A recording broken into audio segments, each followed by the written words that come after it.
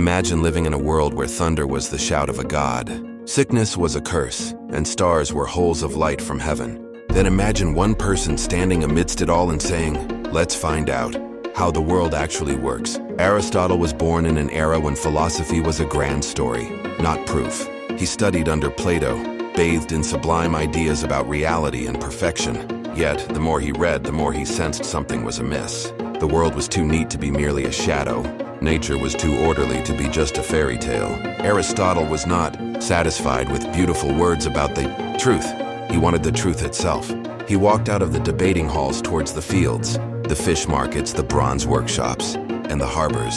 It was there he observed real life, animals, plants, the sky, the human body. He recorded, grouped, compared. He treated nature as something that could be studied, not worshipped. From his hands, philosophy transformed, from contemplation into observation. He didn't just think about life, he measured it. He didn't just ask, what is the essence? He asked, how does this work? The problem was huge, because every observation was a threat. Every piece of data was a bullet against myth. Priests felt empty. Old philosophers felt threatened. Rulers felt they were losing their divine footing. Science was born, and the old world panicked. The irony is the modern world we know, hospitals, schools, laboratories, natural law, was not built by technology. It was built by a change in the way of thinking. And its foundation was laid by a man who first said, "Nature is not a mystery to be feared. It is a puzzle to be understood." In Aristotle's hands, lofty ideas were forced down and dirtied by the earth. In Plato's academy, students spoke of perfect forms in the world of ideas. Everything was beautiful, everything was abstract. But Aristotle began to ask, if everything is so perfect up there, why is the nature down here so tidy? He left the debating chamber and chose the harbor, watching fish being dissected, blood flowing, bodies opened. He began recording size, color, behavior. He grouped not by legend but by real similarity. This is where philosophy turned into proto-science. Truth was no longer determined by who spoke, but by what was seen. This new paradigm disturbed everyone. Thinkers lost their stage. Religious leaders lost their stories. It was as if Aristotle stole the world from the heavens and handed it over to human eyes. And the world was never the same again. Data began to defeat doctrine. Fact replaced legend.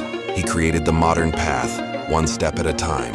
Did the world speak, or were humans just not listening? Aristotle made nature not decoration, but a professor. He observed migrating birds, falling leaves, animals mating, fish hatching. He didn't ask the symbolic meaning.